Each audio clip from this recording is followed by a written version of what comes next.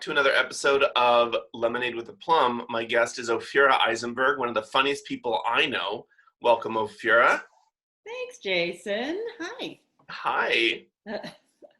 So my comedian friend, who's also the host of Ask Me Another on NPR, and Great. Yes. and we know each other because we performed together for a show that I was producing of Jewish comedians performing at a Chinese restaurant at Christmas called Muju Comedy. Right. And you performed on 2 subsequent years or 3? 2. Yeah. It was okay. two different locations. Yeah, it was. I think maybe your second one, it was like one was like early on and you just switched locations. Yeah. And then another one that was also very fun. Yeah, because we were in Vermont, New Hampshire, and Connecticut, and I know that that we had a lot of fun together. Yeah, it's great. So before we dive in, because this show is about leaders and what do they do when they're handed lemons. And so my question for you. Which is all of life. What's that? Which is all of life. All of life, pretty much, yeah. I mean, you've never been handed lemons, have you? No. It's all easy. Life's a bowl. Every challenge, I'm like, hilarious. Okay, funniest thing about COVID. Funniest thing about COVID. Okay, well, things are only funny about COVID if you're healthy. But I would say, as a parent of a 4-year-old, before this, I didn't realize that, I didn't really parent. Nope, I didn't. I mean, really, just without the structure in the school, like with the lessons, the babysitter, everything taken away. It turns out what I was doing before was like very minor influence on this child.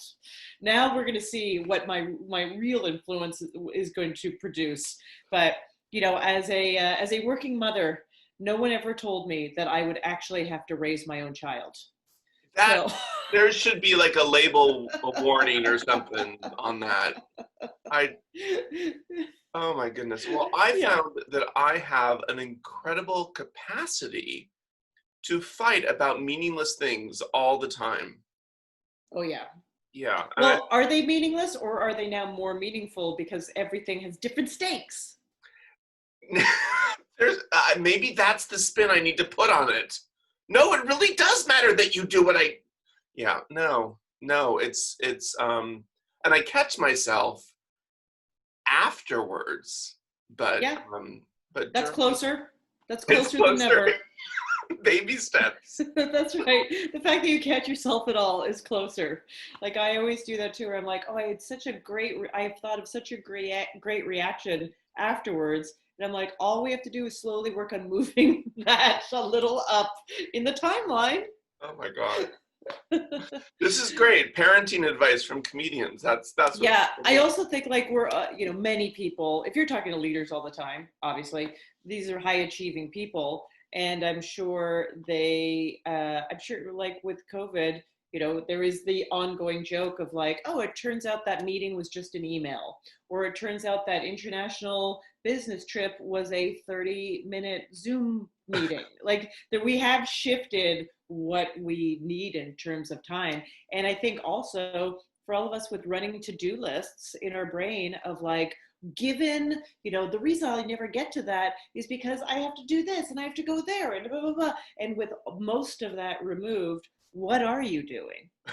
And so I've come to realize for myself, I mean, I feel like I have zero time with adding a 4-year-old into the mix 24/7 because it's not like we can give them more screen time, I guess, but I hate that. But it's like, oh yeah, that writing project? Not gonna happen. I think some people out there fashion themselves like they're like, oh, one day I will, and I'm not saying that day won't come, but I'm just saying if you've always wanted to be a writer and you haven't written anything in this time and you managed to be healthy, maybe you're not a writer. That's fine. But maybe it's time to let that dream go. Move on to a different dream. That's right. Okay, you have all the time in the world to just finally focus, and that didn't work either. That's right. Yeah. Saying. Yes. But I'm highly jealous of that because I do have friends who do not, who may, some of them are not parents, some of their kids are older, and they're like reading classic books that are, you know, require a lot of attention, or they're picking up a guitar that they haven't played for years, or they're going online and learning another language. And, you know, they're literally like, what are you doing? And I'm like, you know, they're meditating. I'm like, I'm practicing inner screaming. That's what I'm doing. So I would love to get my screaming to become inner. That's what I'm That would working be a on. goal. That's what I'm working on. Yeah. Yeah. There's something that opera singers use to practice at home so they don't disturb everyone called a belt box, which is like this little sort of fashion. It kind of looks like a little, yeah, like a muzzle almost, a large muzzle, but you just hold it near your face if you need to like belt out to practice. And I was thinking, how great would that be for screaming? Wow. Yeah, they're also sold out on Amazon currently. So I'm going to buy that for my family members. yeah, I'm serious. They're sold out. You're gonna have to wait till like August or something. Oh, right. COVID. Darn it. Yeah. Yes. Okay. So we're making fun of something that's really horrible. That's you gotta laugh. That's You gotta what. find humor somewhere. Right. That's what comedians do. And so Yeah. you're still doing your. How are you still doing your comedy? So right, comedy. So as far as stand up is concerned, stand up does exist. There are Zoom shows out there, it's the main platform, and I have performed, or Instagram Live, and I have performed. I put it in air quotes because it's a very different feeling. I'm wearing slippers half the time. I mean, all if I'm not wearing slippers, I'm wearing bare feet. So I guess I never. It's amazing going to do a show, and I mean, I haven't used a purse other than to go grocery shopping once a week. I don't even know what's in my purse. I picked up my purse the other day. I was like, what is this thing? Useless. Just need a wallet. But I used to, you know, I live in New York, so I'm used to like always going around with my bag, in and out of shows, pull out my book, blah, blah. No, all that's gone. So it's just a totally different experience. And stand up through this format, I would say is imperfect. It's certainly a different kind of thing because you know, you get some people on screen to laugh, but this feels much more like watching television or just a video than it does a live performance. So, you know, Right. people have no problem just kind of being like, you know, they don't feel that same like engagement that you have to feel or in a live performance. And there's none of that bouncing thing that happens in a live Right. audience where the group mentality kind of lifts each other up and you can, you know, so it's a different feeling, but it does exist. And then the NPR show, you know, that's a live show. And it's a Right. live game show with live contestants. And we decided very early on that we wanted to try to pivot.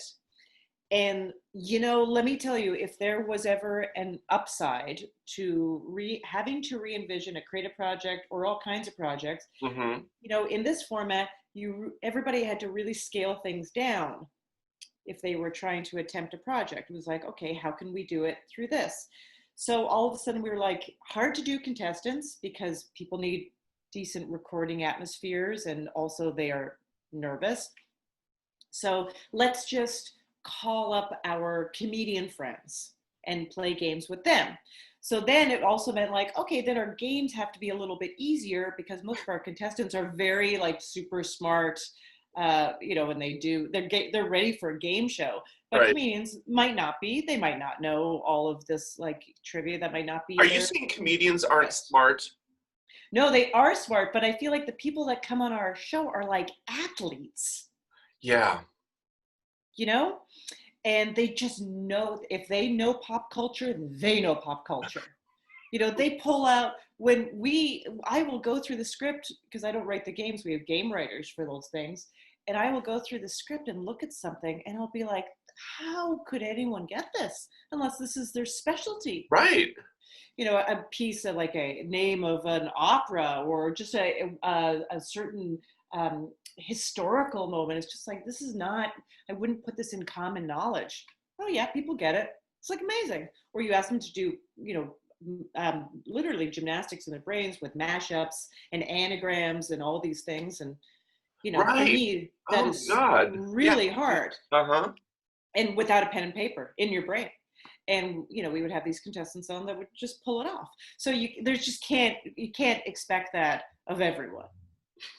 And so then it was, and we have to write quizzes that are a little easier, or have options, either the multiple choice or true false or whatever. So then the focus ended up being like, well, then this is all about just being funny. Like, it's gonna be less about winning the games and more about being funny and more about the banter and the conversation. Mm-hmm. And we always had a problem with the final round. We had a game show that ended up with a final round, and it was a piece of formatting that was fraught. We never quite figured it out. We never figured out how to engage the listener, that they cared in that final moment of the show, Right. without the visual aspect, right? It's an audio show. And so all of a sudden the final round seemed ridiculous. We can't do a final round. Also meant like taking people in different locations on Zoom and making them talk to each other. That's very hard with a lot of voices. So we just had to scrap it. And in some ways, as we scrap things and had to change things and make it more about this, and like basically turn up the level of one thing because we had to turn down the level of another, I think we made a better show. I think we That's made a excellent. warmer, funnier show that is still like with like the fun things to learn and trivia, but I do think it's a better product. That's great. Yeah, Congratulations. yeah, I know. I mean, I don't wish again for a global Oh, pandemic right. to help us figure out something. But I'm very happy that everyone was game for, I think change was on the rise just in terms of what we wanted to do with the show, but there was so many things in our way, and then everything was taken away and we had to change. And I think it was super positive. And that's my line of work, facilitating change when I'm not being a comedian. Um, Yeah. so for you, was there change that you experienced early in your life that kind of helped you rise like a phoenix? Rise like a phoenix. I mean, there was so much change in my life. I mean, there was traumatic change in my life because I was in a terrible car accident when I was a kid. Oh, That, yeah, I was in a terrible car accident when I was a kid. And when I was 8 years old, that I was very lucky to survive. And so, just basically, and so from that moment, I always felt different. I was somewhat treated differently. There was a lot of processing to do with just like a event like that early on in your life. So, I did think about my life. Like as an 8-year-old, I thought about my life. As a 9-year-old, I thought about my life. I really was piecing things together in a way that many of my classmates and friends were not. And that's a change that I'm still processing basically what that meant and how to think through things. I think for a while I suffered from something classic now called survivor's guilt, because not everyone in the car survived. oh, wow. And Oh, God. and then other times in my life, I think a lot of the adults said things to me as a child, like, you were meant to, the way people put positive spins on things. They were like, you were meant to do something, or you matter in a certain different way. So that sometimes I felt pressure that I wasn't living up to Oh, this wow. bizarre idea that I was supposed to be special or something because I was still alive. But the one positive thing that probably led to me to where I was is that I think I felt a great need to have a voice. I felt a great need to tell a story. I felt a great need to put my experience out there. Hmm. and as I sort of gained the other side of it and started talking about it, I think I told a Moss story about it almost now 10 years ago. And Right. it was very frightening for me to do that. And it was just a 10-minute version of a huge life story. But, and it was for art. It was not for therapy. So it was certainly packaged and rethought of in a certain way. Mm-hmm. And, when you take those kinds of risks to tell your story in life, you gratefully get a lot of great things back, because then you get the connection. Then you get other people saying, some people are like, I experienced almost exactly the same. Other people are like, I didn't experience that, but it reminds me exactly how this felt to me, because it's the same emotions that resonate. You don't have to go through the same thing. It's the same emotions. And that connection and that feeling of not being alone and not speaking into the void and not feeling like bottled up inside and wrestling with all these different things is really when you start feeling the healing and the possibilities and the potential and the humanity and, the ability to kind of rise up and move forward. That's beautiful, and that's amazing how, I mean, we're talking about change, the COVID and the social distancing changes that we're all experiencing, and how that sparked creativity for you, and how when you were a young child that that gave you kind of the presence of mind to be thinking about your life and to be mindful of it and planful and aspirational and have those big cheers. That's great to have Yeah. as a strength underneath your belt. I mean, with plenty of messing up and chaos in between. Of course. Don't get me wrong. Of course. But most people get that part. Yeah. It's a question of, when we're looking at change and people are freaking out, it's important to remind them that great things are going to come from this, and be aware of that. And everyone's takeaway is going to be a little bit different. But Yeah. if you can figure out what is your super strength, then they can apply that. I think we attribute this kind of thinking either to the way elderly people think, like really old people think about their life, or sometimes with a sort of like Zen yogic meditation experience. But I do think about it all the time, which is like in the morning, if you are lucky enough to open your eyes, you got another shot at this whole thing. That's right. That's right. Got another shot, and like what are you going to do with it? So It's hard. It's not easy. So it's hard to see the future, but what do you see for the future? What changes to the comedy scene, or what changes to NPR? Oh, I want to ask you a question first about NPR. So you were saying that your format has improved and you think you have a better product, and that's terrific. Congratulations. I'm curious, do you have a sense of, is listenership up?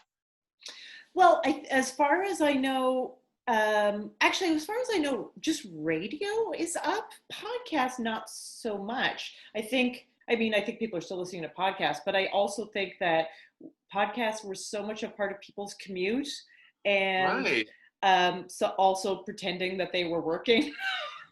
Like people can work with earphones on at work, and they were, and I think, for people that are able to go on walks by themselves or walking the dog or all kinds of other things, they're still listening to podcasts. But just radio, the idea of having your radio on at home, if you have such a device, that went really, all of a sudden everyone was at home, so they put their radios on. It's like the same thing that, mattress sales went out the roof, because everyone suddenly was like, I'm in my home all the time and my bed is so important to me. I did not know that. Yeah.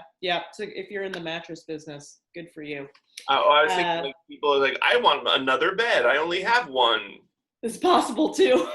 It's possible. Let's switch it up, put one in the living room. But we, and I don't know if it's because of, again, where we all are, but the amount of listener love coming in terms of people writing letters and getting in touch through social media was more than ever. So that to me felt, and it, and I felt that we were doing a better product. And then, you just have random listeners writing in and saying things like, not for nothing, I like these more. And you're like, I know. And it's sad because I love live performance. I love going in front of a live Oh audience. yeah. But, the idea that maybe that's not happening right now, and maybe it's not going to happen for this show anymore, part of me goes like, sad, that is sad. Or is it just like, no, it's flexible and nimble. Also, not for nothing, but it's cheaper. And right now, we need cheaper solutions. It's so much cheaper. It is so true. Yeah. I'm able to facilitate retreats, but they have to be remote. So there's no travel cost, there's no travel time. So it reduces the cost for some clients. And different method. It's like, oh, well, can this work? And actually this works fine. I mean, I think it's always better in person, but we can still accomplish a lot. So right. I agree. And also if someone said to me, well, you have a choice, you can do it how you were and get canceled because it's expensive, or you can figure out a new way that's cheaper and still do it. I'm going to pick that. Right.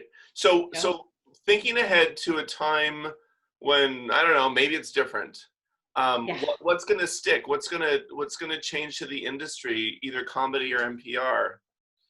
Yeah, well, I think, for our show, I think we will go back to touring live. Like, we will do a live version of the show probably a dozen times a year to, basically go out and meet our fans in other parts of the country. And it's a model that a lot of podcasts and audio shows use, right? You do a live show. But I think NPR is going to redo a lot of their office space. I think they're going to reduce people having to be in the office if they don't have to be there. I think that's just gone. Yeah. And I think that's fine. I think a lot of this is going to be reimagined. I think with the stand-up shows, I think, classes and panels and a lot of that stuff, I think there's going to be more of it online. It's not going to be as great, but the one thing that is great is you get people who normally could never be there. Get people from all over the world. So to be able to connect with those people, and it seems so simple. It's like, what, couldn't we before? Yeah, sure, but nobody did it. Right. In this way. Right. And from a stand-up point of view, it's going to be a slow process but there are some clubs open, and it's going to be, right now they're whatever, half full.